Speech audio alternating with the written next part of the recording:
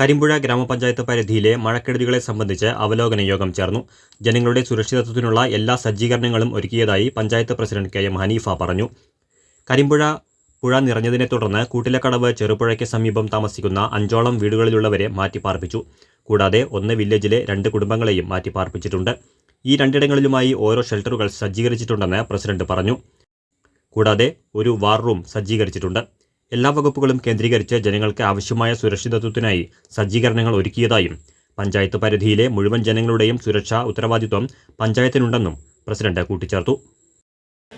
ഏറ്റവും കൂടുതലായി പ്രയാസം അനുഭവിക്കുന്നത് കരിമ്പുഴ 2 വില്ലേജിലെ കൂട്ടിലക്കടവ് ഭാഗത്തുള്ള ആ ചെറു പുഴ എന്ന് പറയും. ആ ചെറുപുഴയുടെ ഇരുവശങ്ങളിലും വെള്ളം നിറഞ്ഞ് ഒഴുകിക്കൊണ്ടിരിക്കുന്ന അവസ്ഥയാണ്. അപകടകരമായ അവസ്ഥയാണ്. 5 വീട്ടിലെ ആളുകളെ അവിടെ നിന്ന് ഞങ്ങൾ മാറ്റി താമസിപ്പിച്ചിട്ടുണ്ട്. ഈ 1 വില്ലേജിലെ 2 വീട്ടുകാരെ അവിടെ ഇതിനകം മാറ്റി താമസിപ്പിച്ചു കഴിഞ്ഞു. ഇനിയും ശക്തമായ മഴയോ കാറ്റോ ഒക്കെ വരികയാണെങ്കിൽ അതിനെ നേരിടുന്നതിനാവശ്യമായ രീതിയിലുള്ള ഒരു എല്ലാ തലത്തിലുള്ള ഉദ്യോഗസ്ഥന്മാരെ വെച്ചും അതേപോലെ തന്നെ ട്രോമ കെയർ ഉൾപ്പെടെ സന്നദ്ധ സേവകർ ഉൾപ്പെടെയുള്ള ആളുകൾ, അതുപോലെ തന്നെ എല്ലാ police, excise, fire and rescue എല്ലാ വിഭാഗത്തിലെ ഉദ്യോഗസ്ഥരെയും വെച്ചുകൊണ്ട് 100ഓളം ആളുകൾ പങ്കെടുത്ത വിവിധ കക്ഷി രാഷ്ട്രീയ പ്രതിനിധികൾ ഉൾപ്പെടെയുള്ള ആളുകൾ പങ്കെടുത്ത യോഗം ഇവിടെ വെച്ച് ചേർന്നു.